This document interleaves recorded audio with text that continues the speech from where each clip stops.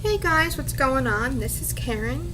I am doing this video for Desires of Cat's Heart channel, which I really think within the next few days or week or so, or the next month or 5 months or so, I'm going to change the name just because it's too long and drawn out and it's kind of hard for people to find me. So, today's video is about handling yourself as a Christian with other people. Like if somebody hurts you, they say something like nasty or off the cuff at you, whether they said it on purpose or not. Some people just don't have a filter in their brain. They just say whatever's at their mouth and they just spew it out. And it's hard to handle that because usually somebody, or everybody, our flesh wants to kind of regurgitate what they just gave us and give it right back, and just hurt the other person just as much as they hurt us, because that's what the flesh wants to do. And the flesh is just animalistic and human nature, but it is so hard to be, I don't know if anybody said to you that being a disciple was going to be easy, but man, if they did, they lied. I'm sorry, they lied. It is hard. It's hard to be the bigger person. It is hard to walk away. It is hard to, my mom, she's been retired about, I think 6 years, something like 5 years. Maybe not even, I don't know, about that. About 3 years, sorry.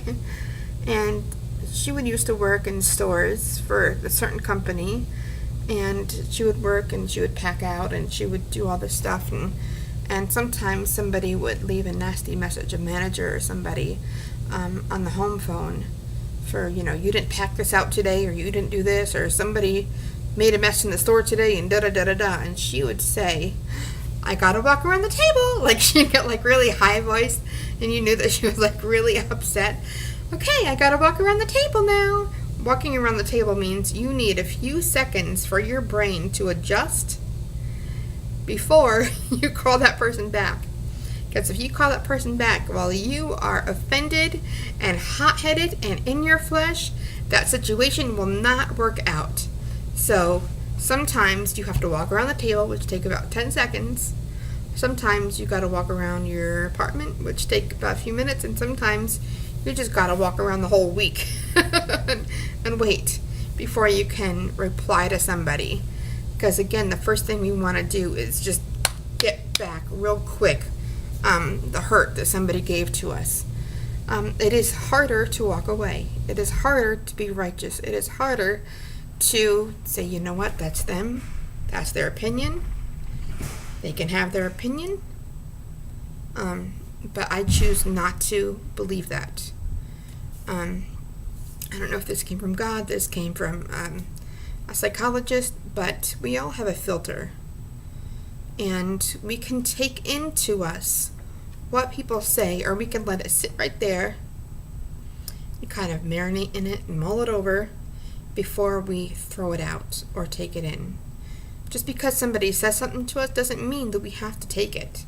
It can stay right here. I know that's hard. It's hard to do. It takes many, many months and years of practice to do this. I've gotten quite a good filter on me after the last 10 years of being with the Lord. And I can say that God has helped me more in 9 years than anybody ever has in my whole entire life. I love my grandmother. God bless her soul. She has been gone for 15 years. And the Lord has brought me through many things. He's just many experiences, and has taught me how to respond to people. Has taught me how to, be classy, have morals and etiquette, and to be drama free. Now, I did something kind of stupid a couple months ago, month and a half ago, on my other channel, and I regretted it ever since. And even though it came from a really good place, I ended up hurting a few people, and I felt very bad about that, and I did apologize profusely, and I carried that for a while, and it took me a while to even forgive myself. So if you do that and you do hurt somebody, just try to forgive yourself right away. And so that's one way of dealing with the situation, is just waiting until it subsides, like the water, let the water recede, and then either approach that person. I feel the best way, if you've really had like a real fight, is to not see each other for the first time after the fight in person, is to call or text or FaceTime maybe, but not in person, because nasty things can be said again. And it's hard to apologize, even if you feel like you were right in your heart, even if you feel like, you can say, I apologize that you took it that way, or I apologized if that's what you thought I said, but I really meant this way. A lot of people get in fights just because the communication is bad. I think that I've gotten better at communication. I don't think I'm perfect at it. Nobody's perfect at anything except for Jesus. 1 second. Oh, that's nice. Ice cold water. I think God still made water. I think that's the best thing he ever made besides Jesus. It's nice. Just pure water. I love it so much. And so that's one instance of how I responded, is I did a video and hurt a lot of people, and I said, God, I kind of messed up there. He's like, yeah, you did. And if you're really talking to God, he will never lie to you. He will never tell you something and then do something else. God is a directional God. He is not an emotional God. So let me see what else. Now, I had a mentor for a long time, and we just ticked each other off, and she felt that she had to speak for me. So after we used to go to the same church, and that was a mess. And then I found a new church, but after a while there was an issue with the bus, and she wasn't really in my life for a while because she did something else. Like she spoke for me about something else, and I said, I'm sorry, I'm done, that's it. And when somebody does something so severe that I feel like that they're butting their nose not only into my life but into my future, I close down to them. I say, okay, I'm done. I can't talk right now. I'm done. So because I've learned to do that, because I used to lash right back, but I've learned to just say, you know what, I'm done today. I'm not going to talk to you anymore today, and I'll talk to you soon. And she would always take it like, okay, I'm done, and then hang up, and I would just vent for hours and hours, and I would scream and I'd cry and I'd be angry, and I spent so much time being angry at a person that just either had no clue or she just really wanted a lot of attention. She just really wanted some love, but she went about all the wrong ways of doing it. So she and I are not friends anymore. She called my new church and talked to somebody and really was not a nice person to them, and kind of hounded and harassed them. And then I believe that because of that they no longer really wanted me in the church. It was between that, and plus the church was more, I believe, more man-made than it was. Let me take that back, not man-made, but serving more man than God. I have a guilty conscience about judging people and judging churches, and I've not had a good background with pastors. I really haven't. And I think sometimes in your life it's better to just sit at home If you are going to church and you have more problems going home after church than you do before church, I don't think it's the church for you. So sometimes God might sit you down and say, you know what, you're going to sit down for a while. You're not going to go to church. You're going to be with me, and you're going to do this, and you're going to go in this book, and you're going to do the workbook, and you're going to do this, and this. And that's what we're going to do. And then at the end of the week, we're going to work on something else. And some people say, well, how do you know God's talking to you? You have to be... Don't you love those little voices from outside? Those little giggle and laughing voices. I love those little voices. You say, how do you know God's talking to you, or how do you get God to talk to you? One of the things that God, one second, has told me that He loves is my honesty and my obedience. I might begrudgingly sometimes do something, even if I don't want to, but I do it because God says to. Like, I got this after I was saved. I remember it specifically. I was on my patio. I can't say the signs, anything that God showed me. I can't say it. But I can remember the feeling of really becoming saved that day. And it was such a feeling. It took all the uckiness out of my heart. And, oh no, did I forget where I was going? And I feel like God gave me an innate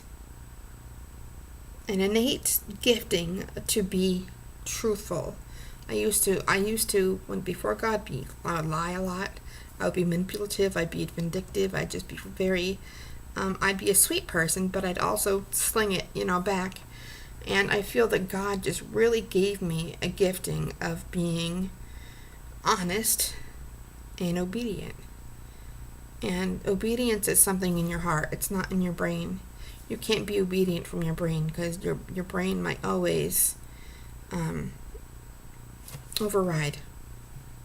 So obedience and love is from your heart. And I just have this feeling, and I know that God has a life for me. He has a future for me. I know that He has a path for me. And I think one of the things that we do as Christians, as humans, is pick a small dream.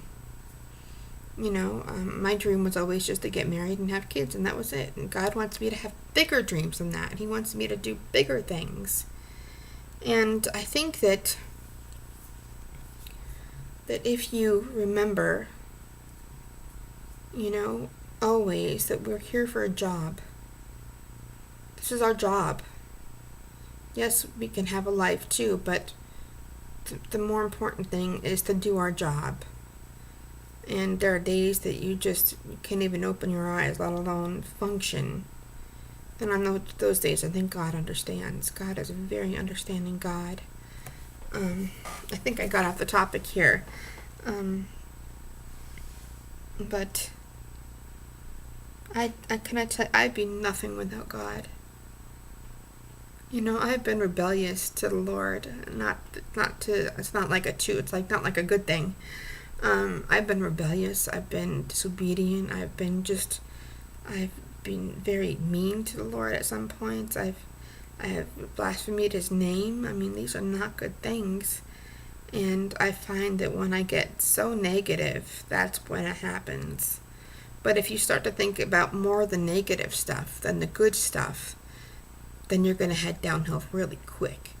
So it's okay to have a negative experience, to think negative thoughts when something bad happens, but to pick your morale up pretty quickly, because negativity is not good. It's a not good thing. So I have been on a hiatus for years. I thought that I was. I thought that I was very rebellious for the last few years. Maybe the Lord doesn't think that. God has other opinions than I do. And I feel recently that the Lord is just calling me back to him again and again and again. And that's what I love about God, is we can give up on God. We can do anything. We can walk away, but God will never, never, never walk away from us. So I think as Christians that it's vital for us to respond to somebody in an upright manner, because we are to be... Sorry, just give me 1 second. I gotta get a drink. We are to be imitators of God, of Christ. And Jesus, and all the Bible, you don't ever say that Jesus said to somebody, I hate you, get out of my face. I don't believe that I've ever seen that, or I don't like you, or you're too disgusting for me, you're too ugly for me, you're too disabled for me. Jesus, I think the thing that people misunderstand about Christians is you can tell the real Christians by their love and by their hearts. Real Christians don't spout hate. Real Christians don't spout bigotry and racism. Real Christians are for God, and if we are for God, then we are also for the people, because in Matthew, 40? I can't remember now. Matthew, it's like the verses are 35 to 40, I think it's 25. Matthew 25, verses 35, or verses 30 to 40. If you do these things unto your brethren, then you are also doing them unto me. If you give them drink, if you give them food, if you give them warmth, if you give them bed, if you have them to stay at your house, if you visit them in prison, then you are doing these things unto me. So when you bless your brethren, you bless God, pretty much. So, but you can't bless God by spouting hate. You cannot bless God with that. You cannot bless other people with that. So you can tell a real Christian by their heart, by them being upright, by their actions, and by how they show other people love. Another thing is, everybody's a sinner. We admit that we're sinners. I'm a sinner. I think one of my worst sins right now is cursing. That is one of my worst sins right now. For a very, very, very, very, very long time, I had it under lock and key. Not totally. I mean, I let one out every now and then, but for a long time, it was good, and then it just kind of came back like a storm. We admit our sins. We might not admit them to everybody else, but we at least admit them to God. And I'm a kind of person I'm so honest. Sometimes I'm kind of honest to a fault. I'm not shooting my horn here. I'm honest to a fault. I say too much information. I'm too honest sometimes. Like today I told somebody that my apartment stinks. But somebody that wasn't a friend, somebody on the phone. I gotta go clean my apartment now, it stinks. You don't need to know that. We're just all here trying to do what we have to do, sometimes to get by, sometimes to get out of the survival zone. And that's another thing that I got to talk about, is that there is living outside of the survival zone or the survival mode. Okay? My belly's saying, I want some food now, thank you.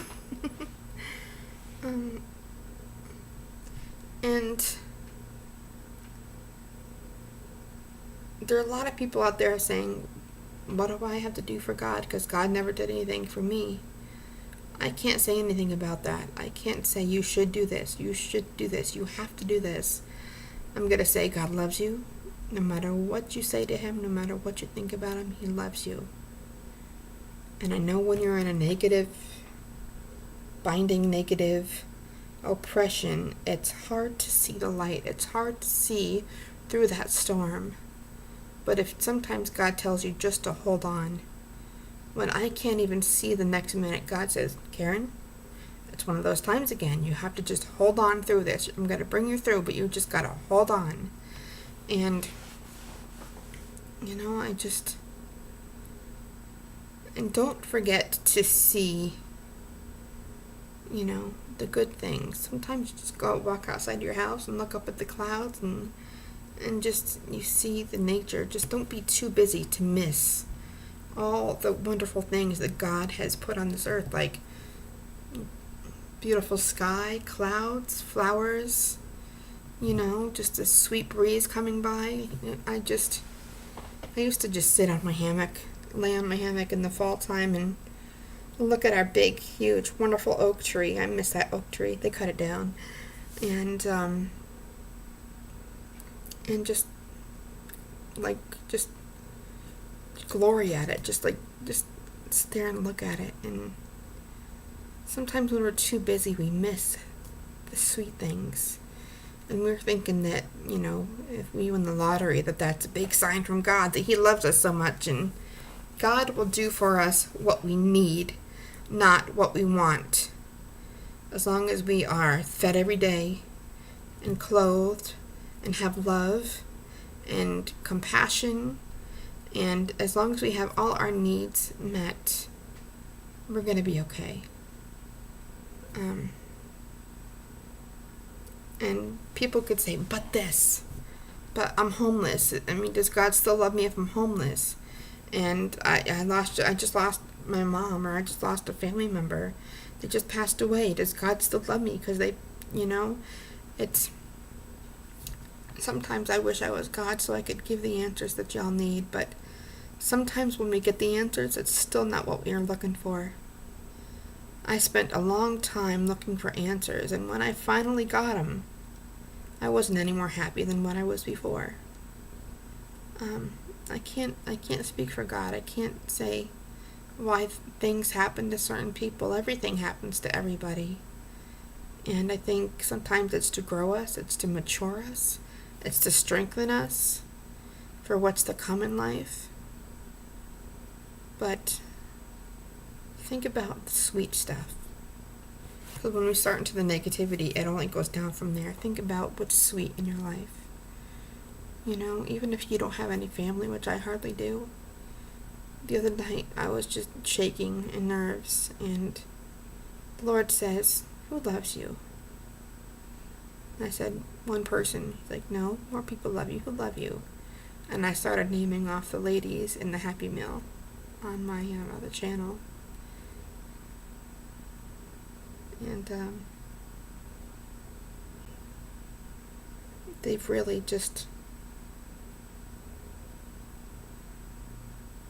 have enhanced my life. They really have. So, I don't know if I said anything today that would cause you to have a different result, or would cause you to have any answers, or would cause you to have a better day. I don't know, but I felt led to do this video today. And also, this video was not about a young lady whose first name starts with A. It was not because of it, but it kind of spurred on something to talk about. So it's almost 5 o'clock and I still have some cleaning to do.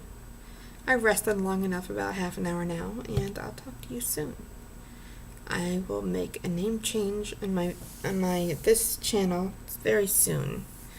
I'm just gonna have to think very well of what it is, because it's hard to have a name anymore now. It's completely unique without 5,000 numbers and letters to it. So talk soon. Love y'all. God bless you. And if you want any other videos for me to talk about, etc., let me know. Thanks, guys. Bye.